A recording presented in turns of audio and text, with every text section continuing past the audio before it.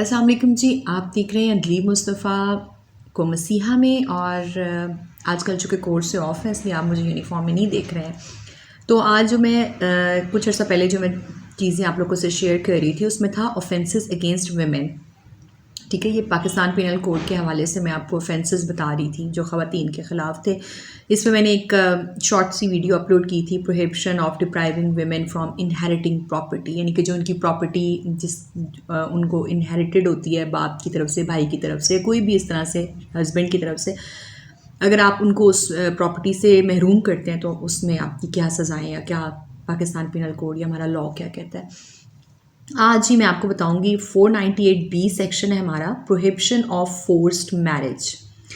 जैसे कि नाम से ही आपको पता चल रहा है कि आप किसी को भी अगर फोर्सफुली मैरिज या शादी करने पे किसी खातून को मजबूर करते हैं तो उसकी क्या प्रोहिबिशन में मतलब क्या सज़ाएं हैं और आपको कौन से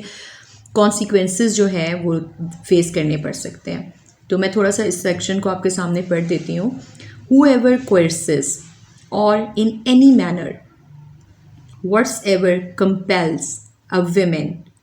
to enter into marriage shall be punished with imprisonment of either description for a term which may extend to 7 years or for a term which shall not be less than 3 years and shall also be liable to fine of 500,000 rupees। अब जैसे कि ये section मैंने आपके सामने पढ़ा है और इसको मैंने इस तरह से पढ़ा है कि आप उसके इंग्रेडिएंट्स जो हैं वो समझ सकें। मैंने आपको लास्ट बताया था कि जब भी हम कोई लॉ रिगार्डिंग सेक्शंस रीड करते हैं तो हम उसमें उसके इंग्रेडिएंट्स के साथ पढ़ते हैं ताकि हमें उसकी अंडरस्टैंडिंग हो सके। अगर हम उसे एक सेंटेंस में पढ़ेंगे तो हमें समझ नहीं आएगी कि उसमें क्या कहा गया है। तो मैं इसको थोड़ा सा पैराफ्रेजिंग कर देती हूँ या मैं इसको ट्रांसलेट कर देती हूँ ताकि आप लोगों को समझ आ सके कि हूएवर, जो कोई भी, कोर्सेस यानी कि कोई किसी तरीके से प्रेशराइज़ करके, कोई भी इमोशनली प्रेशराइज़ करके या किसी तरह से भी आपको मजबूर कर देना, और या इन एनी मैनर, किसी भी तरीके से, व्हाट्स एवर कंपेल्स, जो किसी को मजबूर कर दे, अ वुमेन, किसी औरत को, टू एंटर इनटू मैरिज, कि वो शादी करे, शैल बी पनिश्ड, ठीक है, उसको सज़ा मिलेगी with imprisonment of either description. Either description मैंने आपको बताया था दोनों तरह की सज़ाएं इसमें काउंट होती हैं, वेदर रिग्रेस, जो जिसको हम कहते हैं बामुशक्कत कहते हैं, या सिंपल, ठीक है। उसे किसी भी तरह की पनिशमेंट जो है वो इम्प्रिजनमेंट की मिल सकती है, कैद की, जो कि हो सकती है फॉर अ टर्म, एक मुद्दत जो बता रहे हैं, विच में एक्सटेंड टू 7 years, जो कि 7 साल तक, ठीक है, 7 साल तक बढ़ाई जा सकती है, और या for a term which shall not be less than 3 years, या फिर वो 3 साल से कम की सज़ा किसी सूरत नहीं होगी, ठीक है। And shall also be liable to fine of 500,000 rupees. और यहाँ पर उन्होंने बताया कि वो और का लफ्ज़ नहीं है, यहाँ पे एंड है, shall also be liable to fine, और जो उसे फ़ाइन है वो भी किया जाएगा। यानी कि यहाँ पे उन्होंने और नहीं कहा, और अगर होता फिर उसका मतलब ये हो जाता कि या, लेकिन या नहीं है, यहाँ पर उसे फ़ाइन, उन्होंने शेल का वर्ड भी यूज़ किया, फ़ाइन होगा, ठीक है।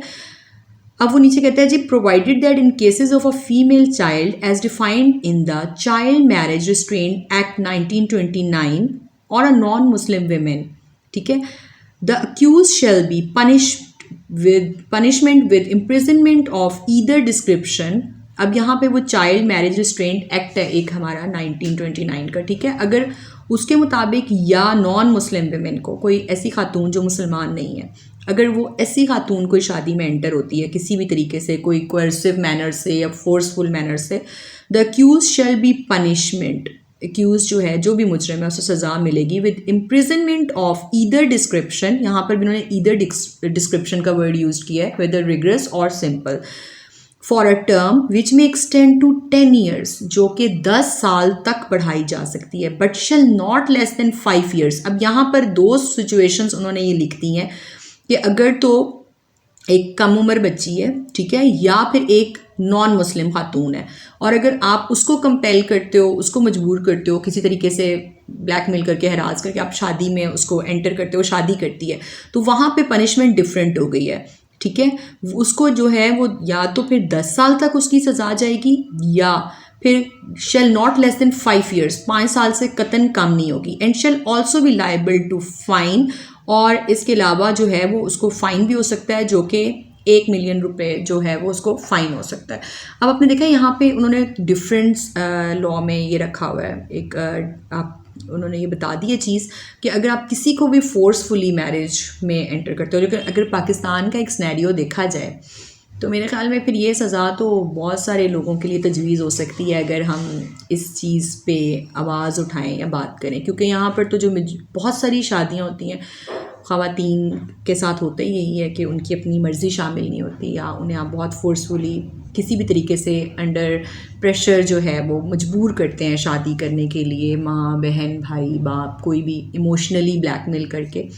लेकिन दिस इज़ एन ऑफेंस, ये एक जुर्म है और इस जुर्म पे सज़ा है, लेकिन चूँकि हमें पता नहीं है तो हम इस चीज़ पे कोई जो है वो आवाज़ नहीं उठाता, या लड़कियां भी अमूमन खामोश हो जाती हैं। अच्छा जी, इसके अलावा एक जो अगला सेक्शन मैं आज आपको बता दूंगी वो है 498C, prohibition of marriage with the holy Quran. अब ये कोई नई बात नहीं है, क्योंकि इंटीरियर सिंध और ऐसे इलाकों में अक्सर हम देखते हैं कि जहाँ पर ख़वातीन की शादी जो है वो कुरान पाक से कर दी जाती है। मतलब उसका मकसद सिर्फ क्या होता है? उसका मकसद सिर्फ ये होता है कि ख़वातीन को उनके जायदाद या विरासत के हकूक़ से रोकने के लिए, कि ज़ाहिर है अगर एक ख़ातून शादी कहीं आउट ऑफ फैमिली करेगी या उसकी शादी हो जाएगी, आउट ऑफ फैमिली ना भी करे उसकी शादी हो जाएगी, तो क्या होगा कि जो उसकी विरासत है वो देनी पड़ जाएगी। तो यहाँ पर ये लोग क्या करते हैं कि उसकी जो शादी है उसको एक तरह से कुरान पाक से करवा दी जाती है। मैं सेक्शन को रीड करती हूँ ताकि आपको अंडरस्टैंडिंग हो सके। Whoever compels or arranges or facilitates the marriage of women with the Holy Quran shall be punished with the imprisonment of either description, which may extend to 7 years, which shall not be less than 3 years, and shall also be liable to fine of 500,000 rupees. यहाँ पे भी देखें